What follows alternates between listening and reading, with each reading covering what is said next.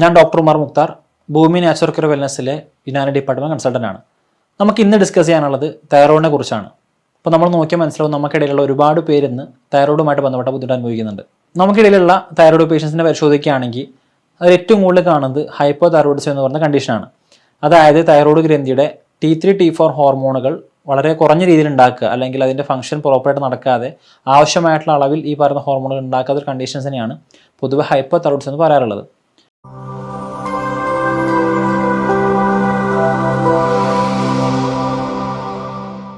Hyper thyroidism comparatively കുറച്ച് കുറവാണ് കാണുന്നത്. ഇതിൽ T3 T4 ഈ വാല്യൂ വ്യത്യാസം വരുമ്പോൾ തന്നെ നമ്മൾ മെഡിസിൻ സ്റ്റാർട്ട് തുടങ്ങും.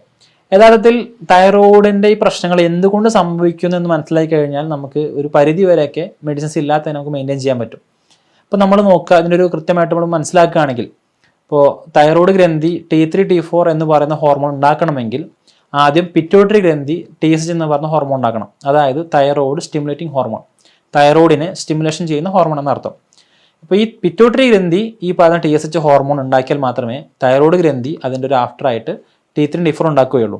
അപ്പോൾ ആദ്യം ഹൈപ്പോതലാമസ് TSH ഉണ്ടാക്കി അത് നേരെ പോയിട്ട് ഈ പറയുന്ന പിറ്റ്യൂട്ടറി ഗ്രന്ഥിയിലുള്ള TSHനെ ആക്റ്റീവ് ആക്കും.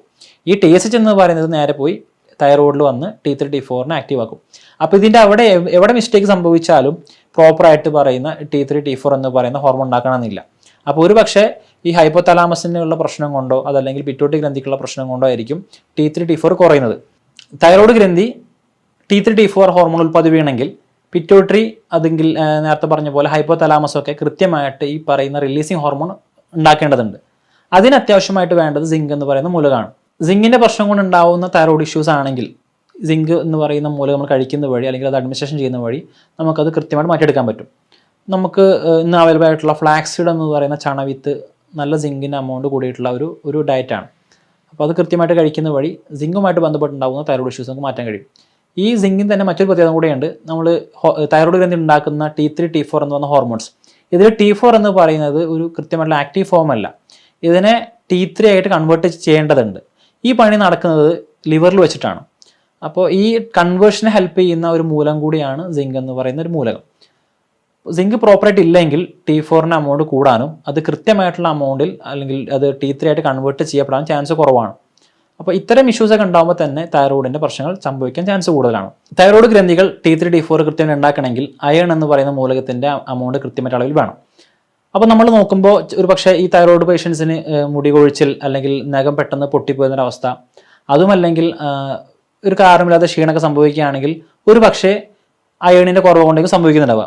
അപ്പോൾ നമ്മൾ ഫെറിറ്റിൻ ചെക്ക് ചെയ്യുകയാണെങ്കിൽ അതിൽ ലോ ആണെങ്കിൽ അയൺ സപ്ലിമെൻറ്റ്സ് കൃത്യമായിട്ട് കഴിക്കുന്ന വഴി അതുമായിട്ട് ബന്ധപ്പെട്ടുണ്ടാവുന്ന തൈറോയിഡ് ഇഷ്യൂസ് നമുക്ക് പരിഹരിക്കാൻ പറ്റും. ഇതേപോലെ കുറച്ച് കാലങ്ങൾ മുന്നേ വരെ ഗോയിറ്റർ എന്ന് പറയുന്ന അസുഖം നമുക്കുള്ള ഫെമിലർ ആയിരുന്നു, നമ്മുടെ തൈറോയിഡ് ഗ്രന്ഥി വീർത്തുവരുന്ന അവസ്ഥ. ഇത് അയഡിൻ ഡെഫിഷ്യൻസി കൊണ്ടാണ് സംഭവിച്ചിരുന്നത്. അപ്പോൾ നേരത്തെ പറഞ്ഞ പോലെ തന്നെ സിങ്ക് എന്ന് പറയുന്ന ഒരു എലമെൻറ്റ്, അയൺ ഇരുമ്പിൻ്റെ അംശം, ഇതിനൊപ്പം തന്നെ നമ്മൾ നിർബന്ധമായിട്ട് തൈറോയിഡ് ഗ്രന്ഥി പ്രോപ്പർ ഫംഗ്ഷനിങ് ചെയ്യാൻ വേണ്ട ആവശ്യമായിട്ടൊരു മൂലകമാണ് അയഡിൻ. അയഡിൻ മൂലകം നമ്മൾ കഴിക്കുന്ന ഭക്ഷണത്തിൻ്റെ അകത്തു കൂടിയാണ് പ്രധാനമായിട്ടും ലഭിക്കുന്നത്. ഇത് നമ്മുടെ ശരീരത്തിൻ്റെ അകത്ത് താരതമ്യേന വളരെ കുറഞ്ഞ രീതി മാത്രമേ ഉണ്ടാക്കുന്നുള്ളൂ. അപ്പോൾ നമ്മുടെ നാട്ടിൽ പ്രത്യേകിച്ച് കുറച്ച് കാലം മുന്നേ വരെ ഗോയിറ്റർ എന്ന് പറയുന്ന അയഡിൻ ഡെഫിഷ്യൻസി കൊണ്ടുണ്ടാവുന്ന തൈറോയിഡ് വീക്കം കൂടിയതിന് ഒരു ആഫ്റ്റർ എഫക്റ്റ് ആയിട്ട് അയഡൈഡ് സാൾട്ടുകൾ വിപണിയിൽ ഇറങ്ങുകയും നമ്മളെല്ലാം ഉപയോഗിക്കുന്ന അയഡൈഡ് സാൾട്ട് വഴി നമുക്ക് പ്രോപ്പറായിട്ടുള്ള അയഡിൻ എന്ന് പറയുന്ന മൂലകം നമ്മൾ കിട്ടാൻ തുടങ്ങി. അപ്പോൾ അതുവഴി ഉണ്ടായിട്ടുള്ള തൈറോയിഡ് ഇഷ്യൂസൊക്കെ ഒരു പരിധി വരെയൊക്കെ പരിഹരിക്കാൻ പറ്റിയിട്ടുണ്ട്. അയഡിൻ ഇതേപോലെ കൃത്യമായിട്ട് അളവിൽ നമ്മുടെ ശരീരത്തിൽ ഇല്ലെങ്കിൽ തൈറോയിഡ് ഇഷ്യൂസ് വരാൻ ചാൻസ് കൂടുതലാണ്. അപ്പോൾ സിങ്ക് എന്ന് പറയുന്ന ഒരു എലമെൻറ്റ്, അയൺ എന്ന് പറയുന്ന മറ്റൊരു മൂലകം, അയഡിൻ എന്ന് പറയുന്ന മൂന്നാമത്തെ ഒരു മൂലകം. അപ്പോൾ ഈ കൃത്യമായിട്ടുള്ള എമൗണ്ടുകളിൽ മൂലകങ്ങളില്ല എങ്കിൽ തൈറോയിഡിൻ്റെ ഫങ്ഷൻസ് പ്രോപ്പറായിട്ട് നടക്കണമെന്നില്ല. അത് തൈറോയിഡിൻ്റെ ഹൈപ്പോതൈറോയിഡിസത്തിലേക്ക് വഴിവെച്ചേക്കാം. അയഡിൻ ഡെഫിഷ്യൻസി കൊണ്ട് ബുദ്ധിമുട്ട് അനുഭവിക്കുന്ന ആളുകളാണെങ്കിൽ അല്ലെങ്കിൽ അയഡിൻ ഡെഫിഷ്യൻസി കൊണ്ട് തൈറോയിഡിൻ്റെ ഇഷ്യൂസ് അനുഭവിക്കുന്ന ആളുകളാണെങ്കിൽ ഇത്തരക്കാർ ക്രൂസിഫറസ് വെജിറ്റബിൾസ് കഴിക്കുമെന്ന് പറയാറുണ്ട്. ക്രൂസിഫറസ് വെജിറ്റബിൾസ് എന്ന് പറഞ്ഞു കഴിഞ്ഞാൽ നമ്മൾ കാണുന്ന ബ്രക്കോളി, അതുപോലെ കോളിഫ്ലവർ, ക്യാബേജ് ഒക്കെ പോലത്തെ വെജിറ്റബിൾസ്, ഇത് അയഡിൻ അബ്സോർപ്ഷനെ ഒരു പരിധി വരെയൊക്കെ ബ്ലോക്ക് ചെയ്യാറുണ്ട്. അപ്പോൾ ഇത്തരത്തിലുള്ള ആളുകൾ പച്ചക്ക് ഈ പറയുന്ന ഈ ക്രൂസിഫറസ് വെജിറ്റബിൾസ് കഴിക്കരുത്. ഇവർക്ക് വേണമെങ്കിൽ അത് വേവിച്ച് കഴിക്കാവുന്നതാണ്. അപ്പോൾ വേവിച്ച് കഴിക്കുന്നതിലൂടെ ഈ പറയുന്ന പ്രശ്നങ്ങളൊക്കെ തന്നെ പരിഹരിക്കപ്പെടുകയും ചെയ്യും. നമ്മുടെ ശരീരത്തിൻ്റെ അകത്ത് വേംസ് ഉണ്ടെങ്കിൽ അയണിൻ്റെ പ്രോപ്പറായിട്ടുള്ള മെറ്റബോൾസ് നടക്കണമെന്നില്ല. അപ്പോൾ നമുക്ക് തൈറോയിഡ് ഇഷ്യൂസ് ഉണ്ടെങ്കിൽ നമുക്ക് ഒരു പക്ഷേ വേംസ് കൊണ്ടായിരിക്കും, അല്ലെങ്കിൽ നമ്മുടെ ശരീരത്തിൻ്റെ അകത്ത് ഈ പറയുന്ന കൃമികീടങ്ങൾ അല്ലെങ്കിൽ ഈ പാരസൈറ്റ്സ് ഒക്കെ ഉള്ളത് കൊണ്ടായിരിക്കും തൈറോയിഡിൻ്റെ ഫംഗ്ഷനിങ് പ്രോപ്പർ നടക്കാത്തത്. സിങ്ക്, അയഡിൻ, അയൺ തുടങ്ങിയിട്ടുള്ള എലമെൻറ്റ്സ് നമ്മുടെ ശരീരത്തിനകത്ത് പ്രോപ്പറായിട്ട് ഉണ്ട് നമ്മൾ ഉറപ്പ് വരുത്തുമ്പോൾ തന്നെ നമ്മുടെ തൈറോയിഡിൻ്റെ ഒട്ടുമിക്ക പ്രശ്നങ്ങളും ഇതേപോലെ മാറുന്നിട്ട് കാണാൻ കഴിയും. ഇതേപോലെ എസെൻഷ്യൽ ആയിട്ടുള്ള മറ്റൊരു എലമെൻ്റാണ് സെലേനിയം. സിങ്കും സെലേനിയം ഒരുമിച്ചാണ് പറയാറുള്ളത്. സെലേനിയം എന്ന് പറയുന്ന ഈ പറയുന്ന മൂലകം ഇതേപോലെ വളരെയധികം എസെൻഷ്യൽ ആയിട്ടുള്ള തൈറോയിഡിൻ്റെ ഫങ്ഷൻസ് പ്രോപ്പർ നടക്കാനും T3 T4 ആക്ടിവേഷൻ ഫോമിലേക്ക് മാറ്റാനും അത് പ്രോപ്പർ പ്രൊഡക്ഷൻ ചെയ്യാനൊക്കെ ഹെൽപ്പ് ചെയ്യുന്ന ഒരു എലമെൻ്റാണ്. സെലേനിയത്തിൻ്റെ എമൗണ്ട് കൃത്യമായിട്ട് ശരീരത്തിൽ ഇല്ല എങ്കിൽ ഈ പറഞ്ഞ ബുദ്ധിമുട്ട് കാണാൻ കഴിയും. മറ്റൊരു ഇമ്പോർട്ടൻ്റ് ആയിട്ടുള്ള ഒരു എലമെൻറ്റ് അല്ലെങ്കിൽ ഒരു വിറ്റാമിൻ എന്ന് പറയുന്നത് വിറ്റാമിൻ ഡി ആണ്. വിറ്റാമിൻ ഡി ഡെഫിഷ്യൻസിയുള്ള ഒരാളാണെങ്കിൽ ഇവർക്ക് തൈറോയിഡ് ഇഷ്യൂസ് വരാനുള്ള ചാൻസ് കൂടുതലാണ്. ഇതിന് കാരണം എന്ന് വെച്ച് കഴിഞ്ഞാൽ വിറ്റാമിൻ ഡി നമ്മുടെ ഇമ്മ്യൂണിറ്റിനെ ഒരുപാട് ഹെൽപ്പ് ചെയ്യുന്നുണ്ട്. വിറ്റാമിൻ ഡി എമൗണ്ട് കുറയുകയാണെങ്കിൽ അത് മെല്ലെ മെല്ലെ നമുക്ക് ഇമ്മ്യൂണിറ്റി കുറയാനും ഈ ഇമ്മ്യൂണിറ്റി കുറഞ്ഞത് വഴി ഇത് മെല്ലെ ഓട്ടോ ഇമ്മ്യൂൺ കണ്ടീഷൻസിലേക്ക് വഴിവെക്കാൻ ചാൻസ് കൂടുതലാണ്. നമ്മൾ ഹൈപ്പോ തൈറോയിഡിസം പിന്നെ പരിശോധിക്കുകയാണെങ്കിൽ ഏറ്റവും കൂടുതൽ കാണുന്നത് ഹാഷിമോട്ടോ തൈറോയിഡിസം എന്ന് പറയുന്ന ഒരു ഓട്ടോ ഇമ്മ്യൂൺ കണ്ടീഷനായിട്ടാണ് ഇന്ന് കൂടുതൽ കാണാൻ കഴിയുക. ഓട്ടോ ഇമ്മ്യൂൺ കണ്ടീഷൻ എന്ന് വെച്ച് കഴിഞ്ഞാൽ നമ്മുടെ ശരീരം നമുക്ക് തന്നെ തിരിയുന്ന ഒരു അവസ്ഥയാണ്. അപ്പോൾ ഈ ഹൈപ്പോ തൈറോയിഡിസമാണ് ഏറ്റവും കൂടുതൽ കാണുന്നത്. അതിൽ തന്നെ ഹാഷിമോട്ടോ തൈറോയിഡിസം എന്ന് പറയുന്ന ഒരു അസുഖമാണ് ഏറ്റവും കൂടുതൽ കാണുന്നത്. അപ്പോൾ നമുക്കിത് എങ്ങനെ മനസ്സിലാക്കുന്നുള്ളതാണ്. പൊതുവേ നമ്മൾ തൈറോയിഡ് വന്നു കഴിഞ്ഞാൽ ചെക്ക് ചെയ്യുന്നത് T3 T4 എന്ന് അല്ലെങ്കിൽ TSH എന്ന് പറയുന്ന തൈറോയിഡ് പ്രൊഫൈലാണ്. ഹാഷിമോട്ടോ തൈറോയിഡിസം പോലത്തെ കണ്ടീഷൻസ് ഒക്കെ ആണെങ്കിൽ നമുക്കൊരു പക്ഷേ ഇതിലൂടെ മനസ്സിലാവണം സാധിച്ചോളണമെന്നില്ല. അപ്പോൾ നമ്മൾ ചെക്ക് ചെയ്യേണ്ടത് ഇതിൻ്റെ ആൻറ്റിബോഡീസ് ആണ്.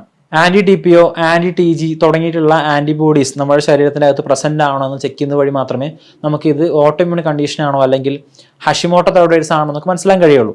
അപ്പോൾ പൊതുവേ നമ്മൾ എല്ലാവരും T3 T4 TSH ചെക്ക് ചെയ്തിട്ട് ഇത് നോർമലാണ്, തൈറോയിഡ് പ്രശ്നമില്ലെന്ന് പറയാറുണ്ടെങ്കിൽ പോലും ചില കണ്ടീഷൻസിൽ ഈ ആൻറ്റി-TPO, ആൻറ്റി-TG ഒക്കെ പോലത്തെ ഈ ആൻറ്റിബോഡീസിൻ്റെ എമൗണ്ട് കൂടുതലായിട്ട് കണ്ടിട്ടുണ്ട്. എണ്ണം പറഞ്ഞ ചില കേസുകളിലെങ്കിലും നേരത്തെ പറഞ്ഞ പോലെ ഈ T3 ആൻറ്റി-TG, ആൻറ്റി-TPO അല്ലാതെ തന്നെ സ്കാനൊക്കെ എടുത്തു കഴിഞ്ഞാൽ തൈറോയിഡൈറ്റിസ് എന്ന് പറയുന്ന തൈറോയിഡിന് നീരുവീഴ്ച വരുന്ന കണ്ടീഷനായിട്ടോ അതുമല്ലെങ്കിൽ തൈറോയിഡിൻ്റെ മേലെ നൊഡ്യൂൾസ് ചില മണികളോ അല്ലെങ്കിൽ കുരുക്കളൊക്കെ വന്ന് തൈറോയിഡിന് വല്ല ഇൻഫ്ലമേഷൻ വരുന്നതിനും കണ്ടിട്ടുണ്ട്.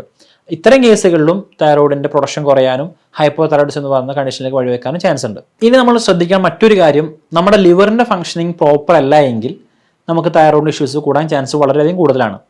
ഇതെങ്ങനെയെന്ന് വെച്ച് കഴിഞ്ഞാൽ T3 T4 എന്ന് പറയുന്ന ഹോർമോൺസിനെ നമ്മൾ പറഞ്ഞു കഴിഞ്ഞു. T4 ഒരു ആക്റ്റീവ് ഫോമിലല്ല ഉണ്ടാവുന്നത്. ഇതിനെ ഒരു ആക്റ്റീവ് ആയിട്ടുള്ള ഫോമിലേക്ക് മാറ്റുന്നത് ലിവറിൽ വെച്ചിട്ടാണ്. അപ്പോൾ നമുക്ക് ഫാറ്റ് ലിവർ പോലത്തെ കണ്ടീഷൻസ് ഉണ്ടെങ്കിൽ ലിവറിൻ്റെ ഫംഗ്ഷൻ സ്വാഭാവികമായിട്ട് കുറയുകയും ഈ ഒരു കൺവേർഷൻ T3 T4നെ ആക്റ്റീവ് ഫോമിലേക്ക് ആക്കി മാറ്റുന്ന ഒരു പണി പ്രോപ്പർട്ട് നടക്കാതാവുകയും ചെയ്യും. അപ്പോൾ ഇത്തരം സാഹചര്യങ്ങളിൽ തൈറോയ്ഡ് ഹോർമോൺസിൻ്റെ എമൗണ്ട് സ്വാഭാവികമായിട്ടും കുറയാൻ ചാൻസ് ഉണ്ട്.